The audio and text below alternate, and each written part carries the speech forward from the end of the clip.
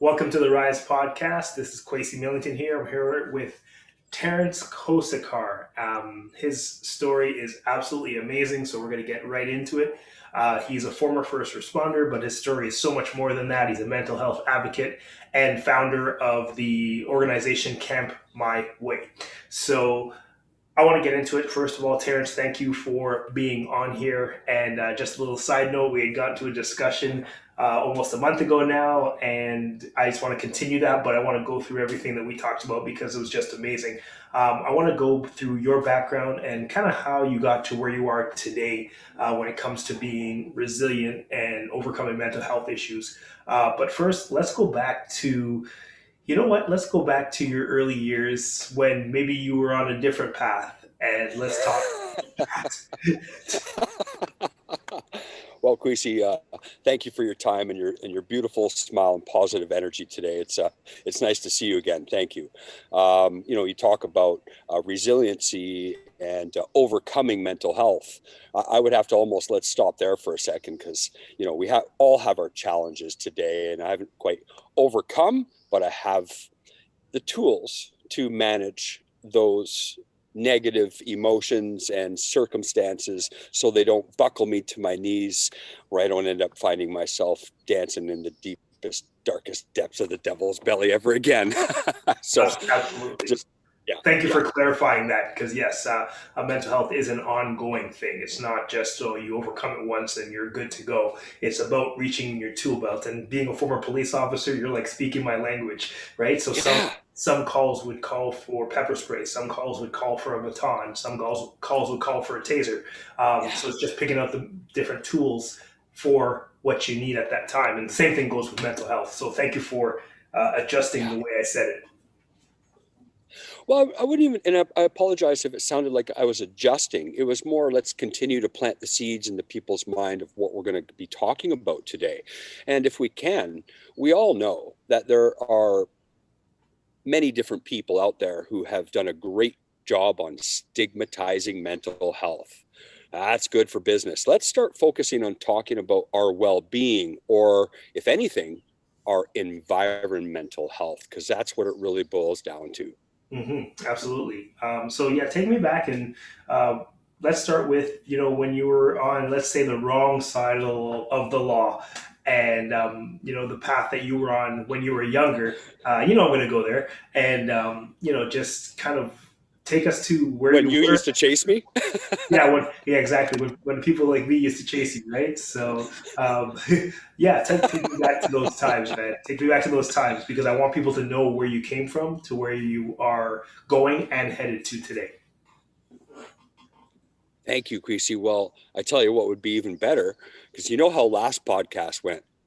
I mean, we didn't even get past my 16th year, and we said this is going to be a 6-part series Okay. in that hour. So if you will do us be so kind to maybe rehash what you remember of that conversation and bring us up to. Yeah, well, I'll start with what I can. And for those listening, unfortunately, I didn't hit record the last time, so there's nowhere you can find that discussion. But we'll try to recreate as much of it as possible. And like I said before, I like having discussions with people who have been through the fire, so that they show you that no matter what you've gone through, what you've done in your past, um, you can get through it. So you're going to correct me if I get any of this wrong, but I know that you used to be a part of a gang and you went to prison for I don't know what I don't remember the offenses, but you went to prison and you did some time not only with other inmates but in solitary. And honestly, I want you to go through kind of that again because I remember you were in that, and now you have a camp for those who have PTSD, and I don't really recall all the details. I won't do it justice, so I'd rather you go through it. You don't have to go through everything, but yeah, just the key Yeah. highlights. Yeah, well, I appreciate that. I do appreciate that.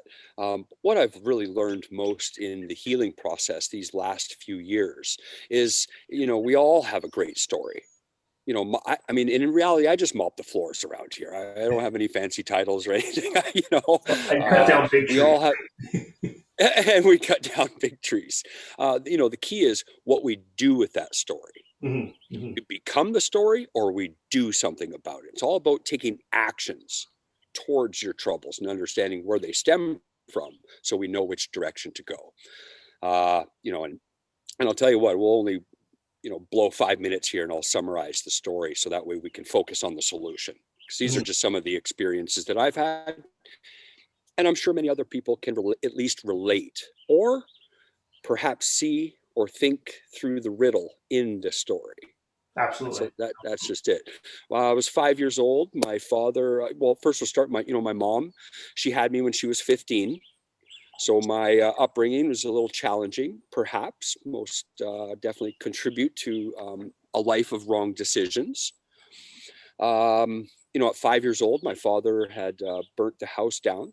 He was actually a police officer at one point, but burnt the house down, was sentenced to life in prison, did 8 years in Kingston Penitentiary. Before I go And on, he burnt the house down and you were inside, right? Or sleeping, my mom, myself, my sister were sleeping. Yes. yeah, that's a key part of the story. He tried Okay. to Yeah. burn the house down with you in it. Yeah. Might have left that part out. Sorry. Yeah, yeah, that's a key Yeah. part there, Terrance. Come on now. For sure, for sure.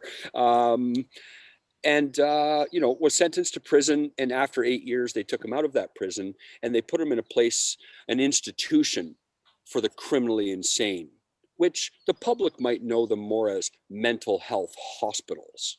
Hmm.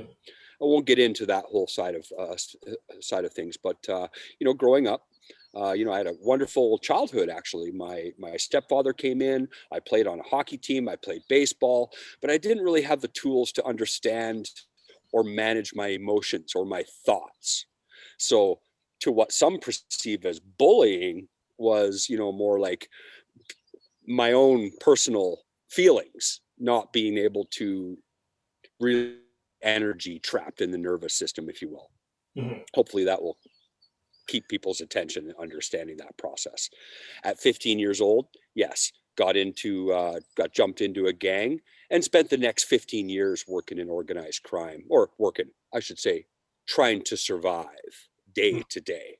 Okay. Locked up in a supermax federal prison for transporting cocaine up the East Coast, and at that point, while locked up in solitary confinement, as that's like, Yeah, yeah, I do. um, yeah. At that point, while sitting in my cell, 24 hours a day, I came up with the decision or I decided that when I was deported back here to Canada, I was going to join the other team. I Mm. wanted to be a first responder. I wanted to be a part of the community. I wanted to be liked and loved, not feared, Yeah. not constantly using crystal meth and heroin and crack cocaine to escape my reality. I wanted to be a productive citizen. So as tough and rough as prison was and that lifestyle, I look back now and that was the greatest gift I could have ever endured to be exactly where we are today. And it's interesting that you say the greatest gift. I call prison, for me, anyways. It was a blurs, as they say. That's my word I've coined. Sorry, I've heard it before, but I took it. Blessing and a curse, right? So obviously, Yeah, blurs. you want to be free. So it's a curse to be in jail because you love your freedom. That's obvious. But the blessing, for me, is, and you can say what parts of it was something that was positive for you. I had time away from society, away from just the busyness of life that just distracted me from just going inward more. And like you say, 24 hours in a cell. I mean, you get half an hour to walk around a barbed wire cage. That was pretty much my outside time. But being in that cell, I got to journal, I got to meditate, I got to go inward more. And I don't think I would have ever really prioritized that had I not gone to prison. So tell me about what you mean when you say it was one of the best times or a positive experience for you in that when you look back.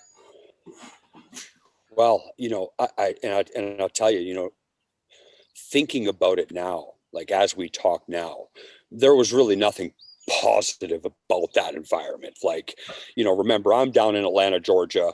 I'm the white guy, and let me tell you, it was every second. It was a challenge to survive, and every breath, every step is, could be your last one. And the psychological torture of just being in population like that. And then, of course, when you get up into it and your tear sets off and you got, 6 of you and 150, you do what you got to do. And then they punish you even further for trying to survive. And then you find yourself in disciplinary segregation, staring at the walls, listening to other men completely losing their minds and their virginity. The sound of another man enduring that will forever haunt me. And for every second, you just sit there and like, what am I doing here? What have I done? Where am I going? And why is this happening to me? And you're coming up with all these excuses. Well, my mom only had me when I was 15. Well, my dad was, got jumped into all these great excuses that build our story as to, well, this is my way of rationalizing my bullshit behavior. Love it. Right? Yeah, love it. And I want people to really hone in on that a lot of times we write these stories to, as you say, rationalize BS behavior, when really it's about accountability, right? Absolutely. But let me ask you this. When do we ever learn from kindergarten to grade 12? Or I only made it to grade 8. So when do we learn accountability? When do we learn not to live in such fear? From K to 3, kids are the first ones to put up their hand, asking question. I'll do volunteering, happy to do. But then from 3 till 10 of education, 7 more years of education, nobody's putting up their hand. We're all sitting in the back of the classroom in fear of many different aspects of what we're to perceive is life and how to live. Yeah. Accountability, no, not in there. Meditation, not in there. Where are all those tools, right? And I mean, to that point, I am talking to some awesome educators now that are trying to bring that into schools. But you're right, as part of the existing curriculum, it's not there. So the teachers that I know that are trying to do it are just trying to add it in from their own knowledge to the curriculum they've already been given to teach. It's not a standardized thing yet. And so it has to start in the home, right? It has to start with us as parents teaching our kids to do these things, these life skills. And but yeah, you're right, it's not in school enough. So when do you learn it? You either read about it as an adult when it's too late, or not when it's too late, but when you've done something that puts you in a painful enough situation. A lot of times people don't change until the pain of remaining the same is too much, right? And that's when people start learning these lessons. Yeah. You're bang on. Like for yourself, you had to learn this lesson, this gift, going through the darkness, on how to pull yourself up out of your own grave that you had dug yourself. Nobody, the counselors, therapists, psychologists, the RCMP didn't say, "Hey, Kwesi, let me help you up out of there so that you can go teach the rest of the world how to be good people and learn how to meditate."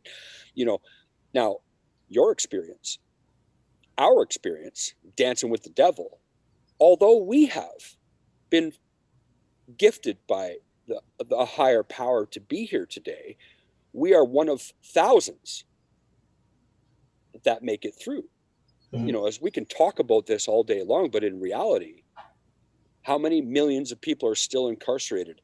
How many graves are being dug today? How many overdoses, how many suicides are happening today because of not having those tools? Yeah. So I commend, and I would ask you to please send me a contact to the teachers who are implementing that, because we need to come together and continue to, do what we can on our own time. Because when you say parent, it's up to the parents. Well, parents don't understand the value because they haven't suffered enough. They're too busy working, trying to put food on the table or trying to find a new job right now. Yeah. So what happens is when we teach those children, like your people are teaching, and same with our youth programs, those will be the parents who teach their children. And in 20, 40 years from now, that's when the system changes, the curriculum changes, where it is a mandatory part of our everyday life. Yeah.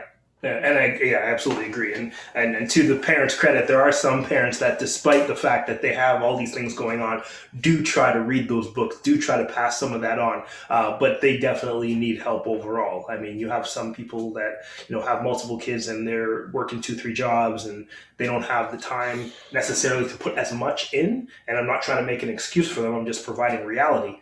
And so, yes, you're right. It's up to Yeah. people like us to fill in those gaps. And I love the idea of coming together to do that. So Yeah. you're in. So now back to your story. You're in solitary, and you are. Tell me about your turning point, because most people have either a series of or a specific turning point. And it's not like the movies where it's just all of a sudden a flash goes off. But tell me some of the things that led to you saying, okay, I want to work for the other side. Because some people don't come out of prison and say, I want to work for the good guys. In fact, most Right. probably don't. Some go back. I know it's like what is it? The last numbers I heard were 1/3 of parolees reoffend, right?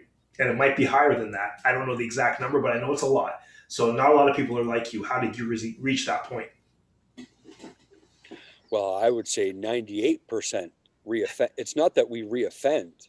We have to take a look at the laws that we're offending, that are in place. Okay, if you're going to put a law in place that prevents us from, if we're using substances to escape our pain, our reality, our depression, our anxiety, our anger, whatever it may be, well, okay, we're only doing what we taught ourselves to do with what tools are available today. Mm-hmm. No help from the education system or our society today yet. And I don't mean to sound so negative, because there are wonderful positive solutions ahead. This is just part of our evolution. It's just the way it is. So we have to take a look at that. When a man, like, okay, let's say for myself, I didn't have those tools to manage my emotions at a younger age. Did I want to get jumped into a gang? Did I want to hurt the people that we hurt? Was I actually only hurting myself, or it was more of a mirror reflection of myself? Hurt people hurt people. Yeah, I remember that quote and I love it. It's so true. Um, and how did they become healed? I mean, I know you probably at your camps, and let me know if that's the case. Do you share your transformation with the people that you coach? And what are some of the tools you found helpful to kind of start to get to where you are now? Because I know you're huge into meditation, going inward, of a lot of different things that are very helpful that the kids need nowadays, and kids and adults. How did you start that process of saying this is important for me to do in my life? Yes, self-care, number one. And I apologize, my last response to your question, I went all the way back to 16, and we'll keep moving forward, No because problem. we started talking about laws and rules, and we don't want to get into all the Yeah, politics no problem. I of know that. this Yeah. could be a 10-hour podcast. I know that. Oh, absolutely. I look at this as just us having a nice conversation, just you and I don't even think Absolutely. we're on a podcast here. Uh, I tell you something. While sitting in prison, let's talk about that change. Or forgive. Let's back up to that day where I was almost I was on the run, looking at a manslaughter charge at 16 years old. And at that point, up till that point, it had felt like I was living with somebody's hands around my throat, where I just couldn't breathe. And I was constantly trying to find an escape and a way, and people who could understand my thinking, where I belonged, kind of like why people join the police department, or why people get on a hockey team, or why people join gangs. I was looking for that belong. We all earn that sense of belonging. We're humans. Yeah. Now I'm on the run. I'm in an abandoned house, and these men handed me a can with a substance on it, which I know today to be called freebase. We called it freebase back then, but it's crack cocaine. Okay. 16. I take a toke. Ooh. Upon exhaling, all of my years of stress, anger, everything, the cops are chasing me. I might have just killed a man. It all went away. Hmm. I escaped my reality. Now you start coming down, and you start all that anxious, all that it starts coming back to you. The thoughts, the screams, the blood, the gunshots, all of that. So what do? Well, you automatically know where the hands come off, and you grab another one and another one. And do we become addicted at this point to a substance that allows the hands to come off our throat and us to just take a breath of fresh air? Hmm. Absolutely. Absolutely. It's not. So I got caught and I was sentenced to 3 years in a juvenile detention center. Or I had the option to take the 42-day Maple Ridge Wilderness Boot Camp. I was like, you know what? I'm going camping. I'm going camping. And this is how Camp My Way started. And we'll get to that real quick. But this is where the seed was actually planted So a 35 judge years made ago. that choice for you. A judge No, gave no. you the choice Uh, to go. Options, yes. Yeah. Okay. So a judge No, said you can go to prison or you can go to this camp. no. The Crown Counsel gave me Okay. gave my lawyer the option. Is this kid's going to do 3 years in juvie, which isn't prison, big difference. Oh, true. Yes. Yeah. Yeah, and or 42-day boot camp, and I'm going camping. Let me tell you something. My first day up there, Maple Ridge Wilderness Boot Camp, about 50 boys. Within probably 3 hours, I was probably one of the first boys on my hands and knees, crying like a little girl. Take me to jail for 3 years. I can't do this. And tell me There's why that is. Let me tell you something. Discipline, accountability, teamwork, glacier dips, running, jogging with backpacks, picking weeds in snow, hanging off of docks in your underwear in minus 10. Like, what? You guys are crazy. Sounds like But Navy SEAL training almost. it's actually, when we'll talk more about that later. Now, 42 days, let's fast forward 42 days later. 5 of us graduated. Wow. And what that camp did for me was gave me the confidence that I can endure any challenge in front of me, no matter how tall the mountain, no matter how cold my toes and my fingers are, no matter how hungry I am or how much toothpaste I have to eat all day to get myself through. And I attribute, if that's the right word, that to being able to survive in the underworld for over 15 years. Hmm. Now, the trouble was, and I've only learned this in the last few years, was what that camp didn't do for me is give me the tools to manage my emotions. It gave me the strength and the physical and the confidence and the repaving of the neurological pathways of what is possible. But what happens on the way up that mountain when I lose a family member? My girlfriend sleeps with my best friend. I watch somebody get decapitated. What happens then? Hmm. Where's those tools? Hence why, let's fast forward after prison, after 13 years of being a firefighter and emergency medical responder. Hence why, although being a first responder was another tool, a great mask, nobody could see my pain, my suffering, or what I've endured in my life. Mm-hmm. Being a first responder still gave me the confidence, but not the tools to manage my emotions. So that when the Olympic tragedy happened during the Vancouver 2010 Winter Olympics, when we weren't able to save our patient's life, there comes the emotional response that I'm still unable to manage.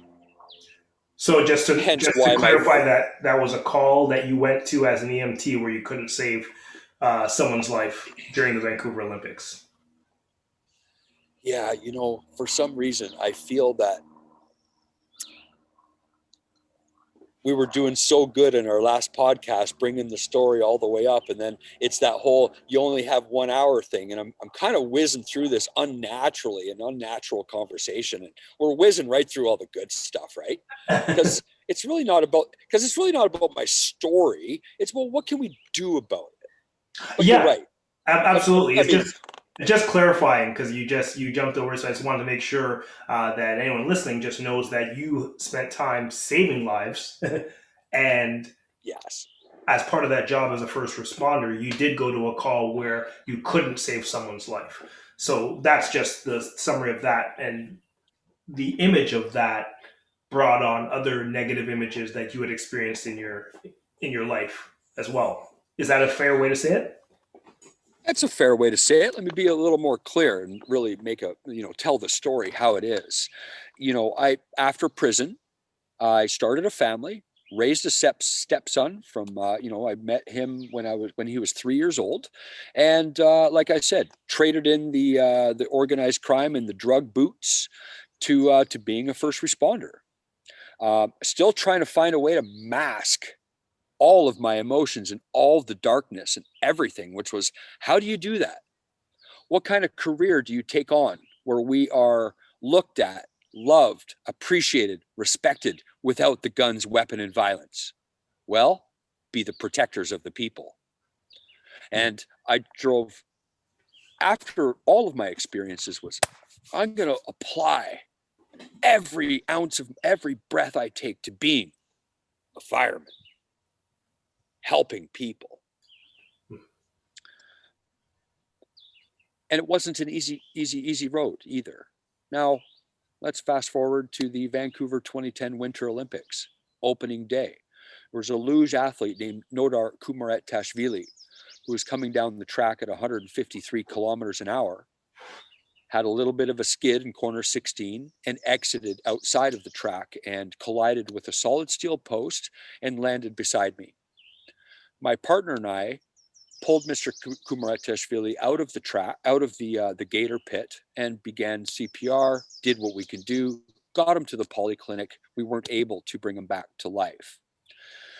Now, these last 13 years of responding to calls, people shaking your hand, patting you on the back, loving you, bringing you cookies and cakes, and life is good. That call was the straw that broke the camel's back after 35 years.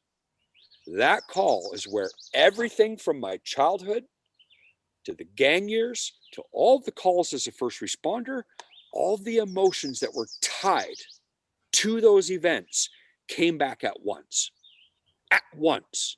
And you sit there in a complete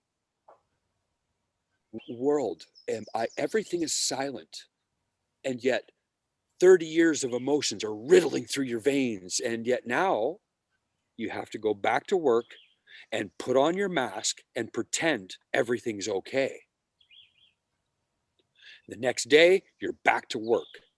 And another 1080 corner 16 EMR responding, and you're trying to save another person's life. And then the next day, everybody coming up to you, the public, oh, you did such a great job. There's nothing you could have done. Everything is going to be okay. If you want somebody to talk to, and it's like you want to rip their eyeballs out while you're crying because you don't even understand why all these crazy. And then the next day, well, 20 days later, I hadn't slept, hadn't eaten. I wore the mask long enough, just drained. And my last couple steps, Team Canada won the gold medal. Everything was electric. It was that last boost of energy. And an hour after we won gold, I went to try to die by suicide. Of everything I've endured in my life, never been suicidal. And it wasn't that I wanted to die. It's that I'd already felt like I was dead weeks earlier with that ghostly quiet state. Yeah. It's not that I wanted to. It's not that I wanted to. I just needed to turn that freaking switch off. I had enough. And now what do you do, Kwesi? Now what do? You know, I went to my doctor, and doctors, hey, you know, my family took to my doctor 4 days later and said, Terrance, I think you have PTSD. And I said, excuse my cuss, but I was like, what the beep is PTSD? Yeah. So, well, you're going to need to see a psychologist, psychiatrist. But in the meantime, out came the horns, out came a tail. Take some of these, take some of these, take some of these. Well, by the time I saw a psychiatrist 3 months later, do you think I want to tell them anything? I love the Oxycontin I was prescribed, and my sleeping pills, and my. I'm doing fine, doc. Hey, well, no sense in me living it. High as a kite. Not on cocaine or heroin, but on what I now know is a pharmaceutical heroin. Yeah. Well, let's blast through the rest of the story. Over the course of the next 5 years. Sorry, the next 3 years. What I've learned from this, Kwesi, going through the system, the WorkSafe BC, the insurance company, the psychology, the psychiatry, the system that we're all pointed towards, and this is just my experience, but is 10 times as corrupt as the underworld. And I'm just calling it how I see it because I'm alive to do so today. Yeah. And that's not just going, you guys are corrupted. We have solutions. So bear with us, listeners. We're getting to the positive, good stuff. I'm calling it how I see it because somebody needs to. Yeah, absolutely. You know, when you can't feed your family, and your dog and your stepson's going to school without lunch, and you're about to be evicted from your home after years of sacrificing everything for the public, and now we need help, but yet I got to spend 3 years trying to prove that I need help. And then the help that they give is in pill form or sitting in a room talking about the same shit over and over and over about my childhood. Blah, blah. You know, it's not even like they use nails in the coffin. They're screws. We'll leave it at that. Yeah. Over the course of that 5-year period, I ended up losing my family. I lost all my careers. 3 more attempted suicides. Back on the heroin. Back to smoking crystal meth. In and out of 4 different treatment centers, detox centers. I tried everything and only kept losing with every door that kept getting slammed in my face, a knife stabbed deeply in my back by everybody I trusted and believed in, served and protected. I found myself living homeless on the downtown east side of Vancouver, hiding behind alleyways, smoking crack, looking around thinking, where am I now? You know? Yeah. What the heck is going on now? Like, well, like, damn. Well, I went to the Lionsgate Bridge to jump. All my other methods of trying to overdose, all the other methods of trying to die by suicide wasn't working. Let me tell you, I'm petrified of heights, but I'm jumping off that bridge. And let me tell you something. I actually, straight up, brother, I actually think I jumped because this is the next life. I actually came to, I don't know if the viewers can see it, but I came to here in my cabin. It wasn't quite as beautiful as it is now, out of this very deep psychosis. Wow. Shivering, dope sick, no money, no food, cold. What do I go? I need heat. Soaking wet. I better go get some firewood. And I applied the tools that I used into boot camp 30 years ago to go get firewood just to keep warm. And after collecting some firewood, I'm starving. I haven't eaten for over a month and a half. I'm 40 pounds of weight. My cheekbones are sticking out. My ribs are skin stuck to my ribs. What do? You go hunt and fit. No, you do. You have no choice. That's what you probably did. Yeah. And let me tell you, it wasn't a grocery store full of deer just sitting there I can go get. It wasn't like they're on the river. It wasn't like there's like a river where there's 100 fish just sitting there and I just have to catch them. It's work just to catch. just to keep that heat on, just to keep your own sanity. And when we're in survival mode, when we're using all three parts of our brain, our animal instincts, our rational part of our brain, and the emotional part to survive, is the healing process. That's how humans were designed. And where are you physically at this point where you're saying you're hunting or fishing for your food?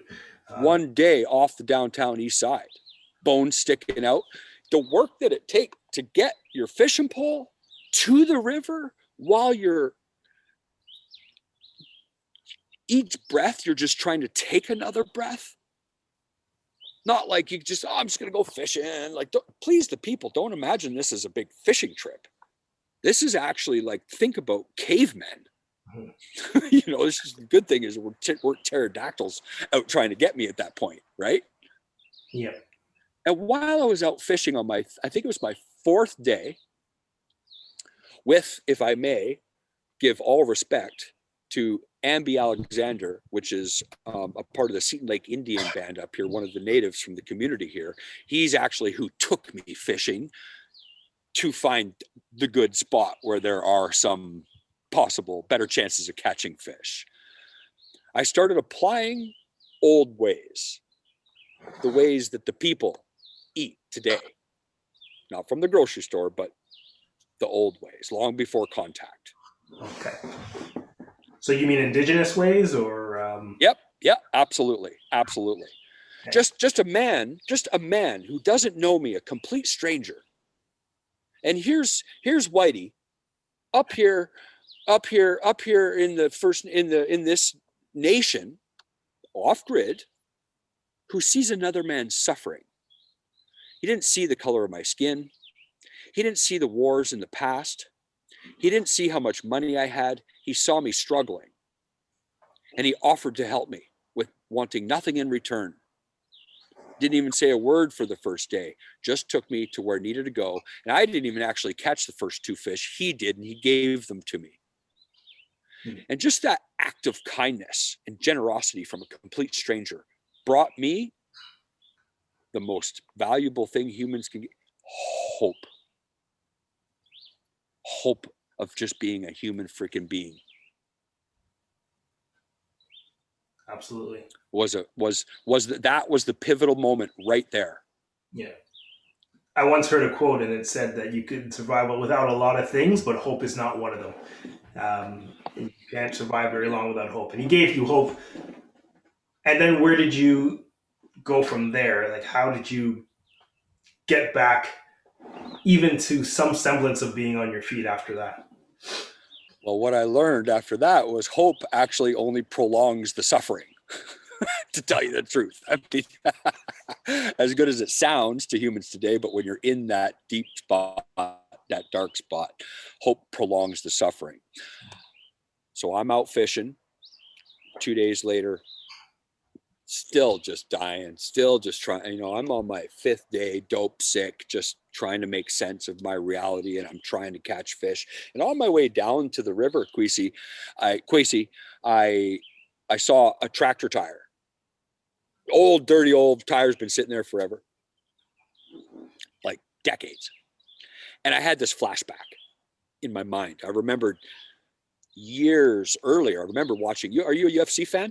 Oh yeah, of course. Okay, yeah. Matt Hughes. Yeah, of course. One of the strongest guys ever beat. Absolutely.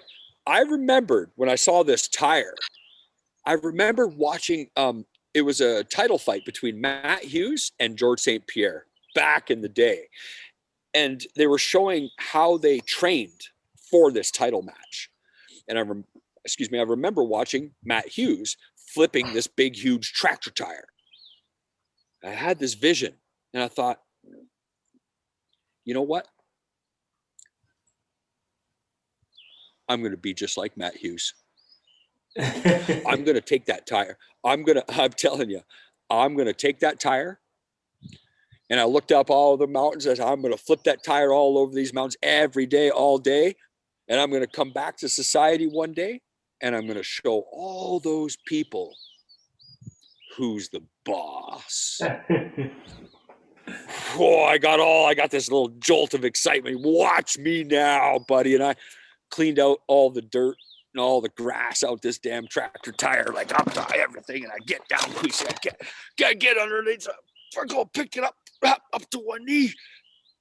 Oh, I flip it over.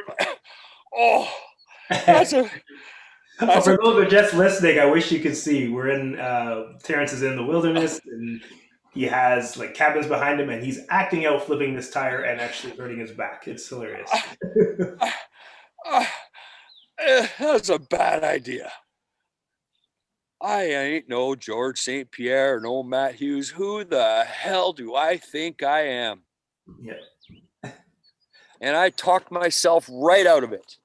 You're just a druggie. You couldn't make it. You got fired. You did this. You're homeless. You got no money. You're fishing for your food, Terrance. You're nothing. Nothing. I got back into my depression. I talked myself back into my grave. I caught a fish and I came back here, actually right here to my fire, this exact spot we're sitting, and I'm cooking it. And I'm thinking to myself, and keep in mind, I'm like dying, my nose is running. I thought, out of everything I've endured in this life, I'm going to let that tire beat me too? No way, buddy. I'm going back. I ate the fish, got a little bit of natural energy. Back to the tire, all excited to show the world who's the boss. And I flipped it 2 or 3 more times and I gave up. Again, I was defeated. All the way home, tail between my legs. And so probably 12, 15 hours later, I'm still awake. Man, I got to try again. You know, I'm sitting here all depressed. I'm sick of this. I got to talk myself into I got to do it. And I tried again. About my 4th day going back and forth, you can't do it. Yes, you can. You can't do it. Yes, you can. Putting in the work. I got to the tire and I flipped it probably about 20 times on my 4th day. And I sat there, instead of coming all the way back home with my tail between my legs, I took a nice deep breath. And I actually looked around and I could now finally see the green in the trees. I could actually start to hear the birds sing. I said, I'm alive. It was the first time I actually stopped for a second to say, you're alive. Forget going back and where you want to go in the next couple of years or where you've been, but be here in the now.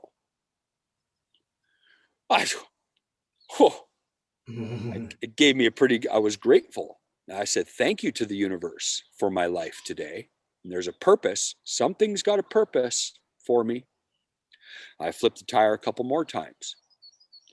About a week later, I started to sit in that tire when I would get exhausted and find forgiveness for myself. And it started forgiving all the people in my mind who I thought I wanted revenge on and who I hated and who I wanted to show who's the boss. My ego, I had to start to set that aside and forgive them.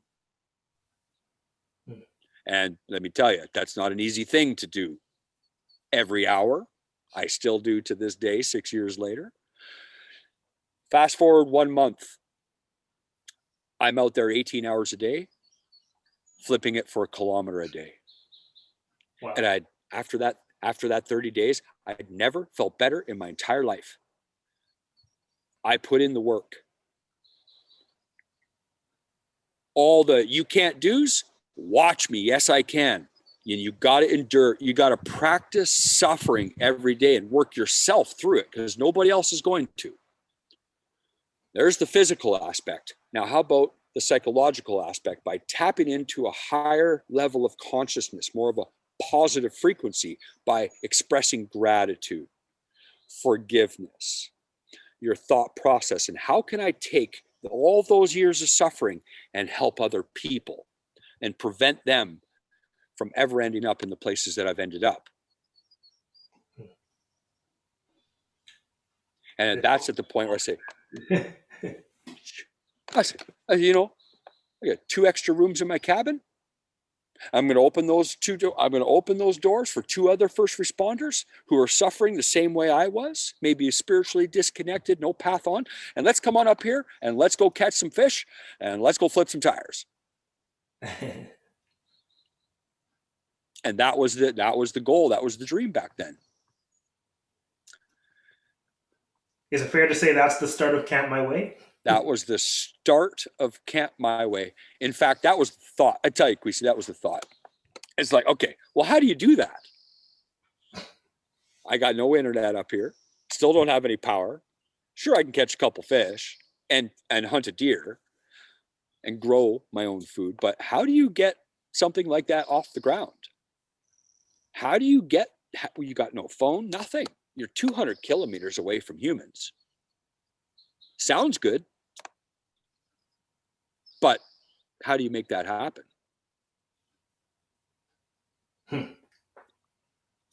I'm going to stop right there because I could really keep on going. I'll make sure you're still with me. Yeah, no, I'm with you. I'm with you, and I think I'm just curious as to how did you kind of form it into a camp from just a man just recovering, and something that's key that you said in there is that you pick something that you couldn't do, and a lot of times that's what can get you to the next level or get you out of a funk you're in, whether it's mental or emotional, is pick something you can't do. And for you, it was physical. It may not be physical for everybody, but you picked something physically you couldn't do. And just by conquering it, you tapped into so many other positive aspects of building your mental health, forgiveness, gratitude, just spending time in silence. And that came from flipping a tire. Something you couldn't do, you conquered, and you conquered yourself in the process.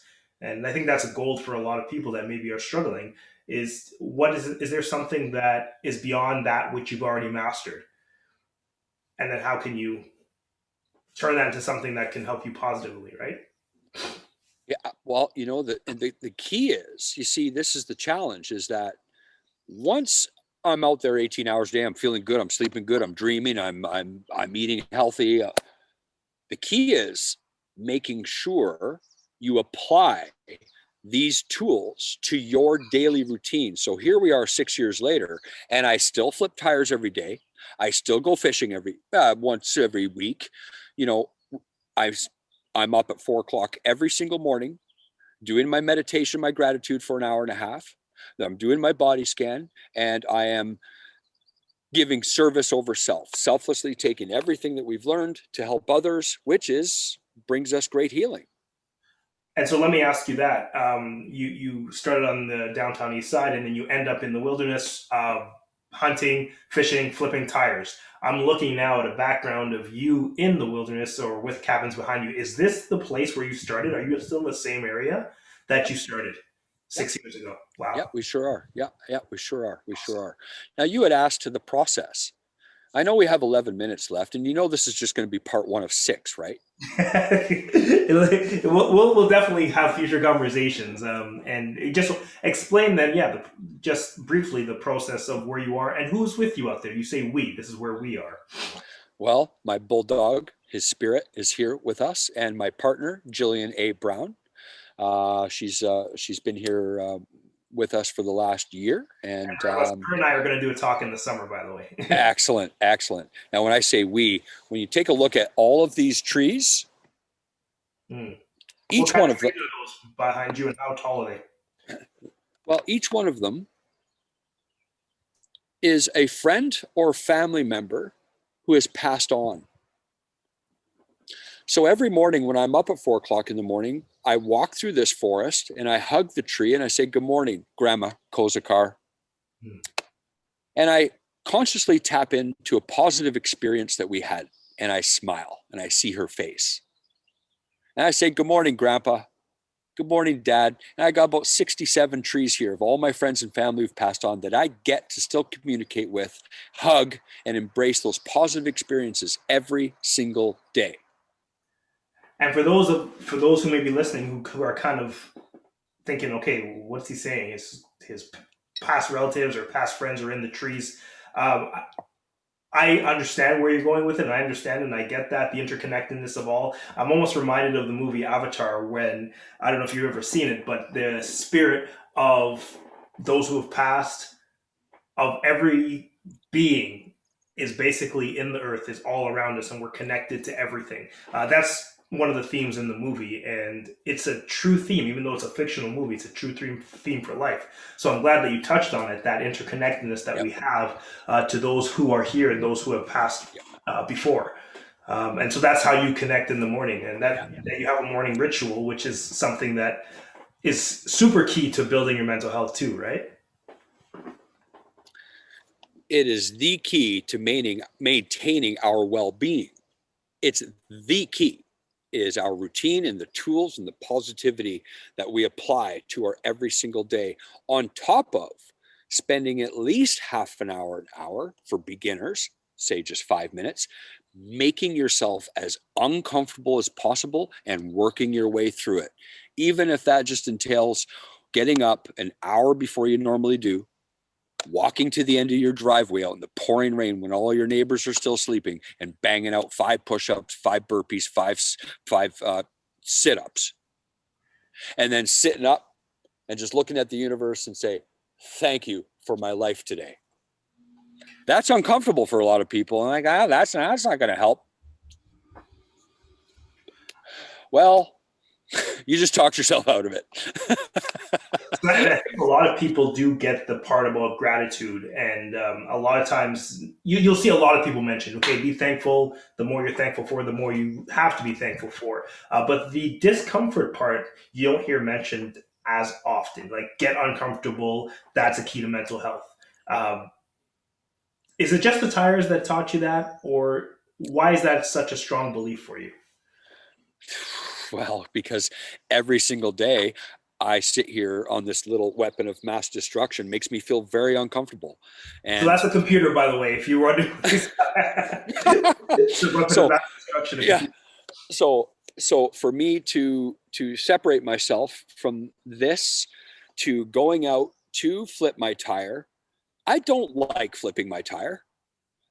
I don't like smashing weights and exerting my, I don't like climbing up the side of the mountain with an 80-pound pack on my back. I don't like standing or kneeling under a glacial waterfall to do my breathing exercises. I dislike it every day still, but I know I need to do it to maintain on that level, because after I've accomplished everything I just said at the end of the day, I there's nothing more that can get in my way to make anything worse. It's just another day, becomes another day at the office. So when you take on this role of advocacy, trying to change legislation, running camps, helping people without a single penny to your name, becomes very stressful, very frustrating, especially in the world that we have found ourselves in today. And in order to make it through to the next day without all of those things compiling and buckling me at my knees and failing, I have to make sure I take that 2-3 hours a day to get out and apply all of my tools daily to maintain. And that's the only reason why I've been able to stay away from crime, drugs, trouble, violence, hatred, anger for 6 years consecutively. Wow, man, that's powerful. Making yourself uncomfortable, putting yourself into shit you don't like Yep. every single day Yep. is what keeps you mentally sound, what keeps you emotionally sound, and I think it's going to help a lot of people. I mean, you probably found that when you teach these things to other people, that is something that they find helps them as well, right? And you've heard it from other people too. Like, get uncomfortable. Yeah. I don't know if you know who David Goggins is. He wrote a book called "Can't Hurt Me." Former Navy SEAL, and that mentality of, like, embrace the suck. I don't know if Yeah. you've heard that motto, but it just means just embrace the things that are hard, because that makes you a stronger human being. And there's religious books that actually talk about that as well. So it's interesting that you mentioned that. We're gonna stop here because I think we're going to have another talk together. I just feel like there's more to cover. But what I want to end with is, first of all, thanking you for coming on here and sharing your time, being 200 kilometers away from any civilization and spending the time with me. I truly appreciate that. Tell people where they can find you and find out more about Camp My Way. Oh, very simple. Thank you, Kwesi, for making the time to invite me on your have this conversation today. And I look forward to our next one where we can really focus on talking about the what post-traumatic stress is, how we can manage that, and bring some more positive solutions to the future of humanity. That's what I'd like to really focus on. So thank you for allowing me to share some of my story. You can find us at Camp My Way, just campmyway.com. And if in fact, we actually have 2, 3, 4 first responders coming up here to our camp on June the 25th. We've raised enough funds to cover 2 of their costs, and we're going to be launching a GoFundMe here in the next week to raise enough funds to cover the other 2 to come on up here. Okay, well, please make sure you share the GoFundMe. I'll make sure I share it, and Yep. of course, I'm going to donate. Thank you. To making that happen. Just so I know, just so the listeners know, Camp My Way, is this for first responders? Is that your focus right now, or do you do camps for other people? Yeah, so Camp My Way right now is combat veterans, first responders, and their families, and the youth at risk who've been affected by post-traumatic stress. A lot of people hear PTSD and say, oh, yeah, well, I don't have that. Well, let's stop for a second and actually think about this for 1 second. I can assure you that anybody who's heard the word COVID, wore a mask, or sanitized, or isolated has what they call PTSD. So let's work through that. It's nothing to be afraid of. Let's just get the truth and the biological process behind that so that it's more hopeful to see the sun shine tomorrow. Absolutely. And if there's anything your story has done, it's given me hope, it's given me courage, and I'm sure they'll do it for a lot of people. And once again, thank you. And there will be another conversation between us. We see you're good people. Thanks for your smile, brother.